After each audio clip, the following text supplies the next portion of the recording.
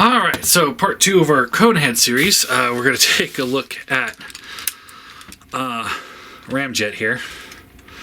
So this is the official Ramjet. I don't think I actually did a review on him. I might have. Actually, I think I did. I think it was part of the giveaways. So here he is in his robot mode, and much like the Thrust, it's not good. He looks better than the Thrust, that's for sure. It's the same, essentially the same mold, but it just kind of goes together a little bit better.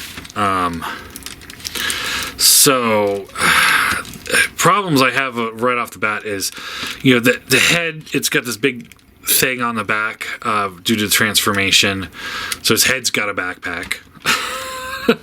And it doesn't really lock in. It's a retool of the original mold, and it's like they definitely did the bare minimum of work here.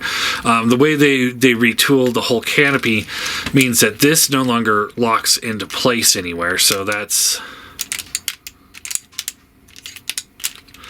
the first thing you do, like when you hold this guy up, is you realize this thing is just a floppy mess. It's just, like I said, it's better than the Thrust, but barely.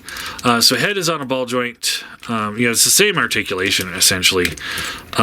Shoulders, again, same problem. Like, this doesn't lock in. These don't go down far enough to lock in because of the way the new transformation works.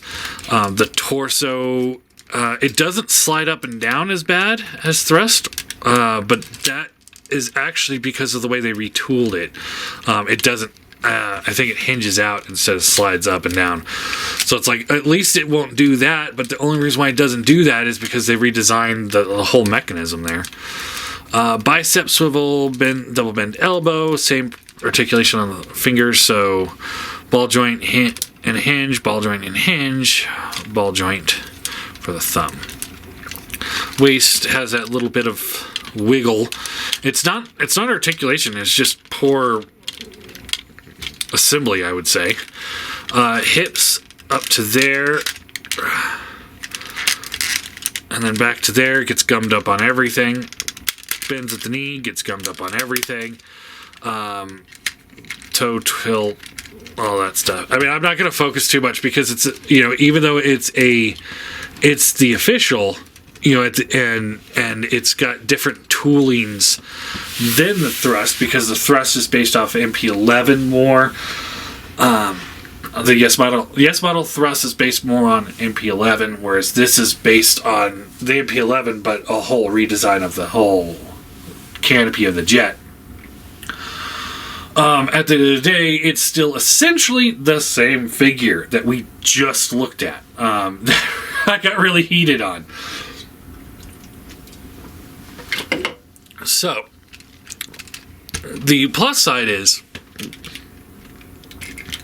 and I think it's because his head is bigger, he does look a little bit better standing next to Starscream, but not great. It's not great. It's not good. It's garbage. It's just garbage. It's just in a prettier package, really.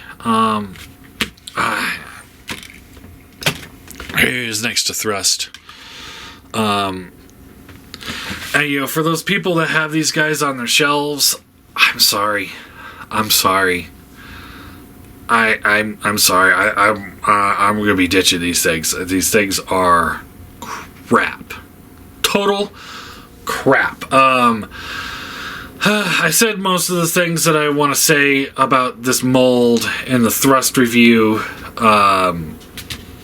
It's like they made it better but worse because, like, the head has a backpack, like I said. It's just like they do some elements a little bit better, but other elements to make it look worse. And at the end of the day, I can't recommend this figure at all to anyone for any reason, for any price. I give it a 1 out of 10 because it does look a little bit better with modern Starscream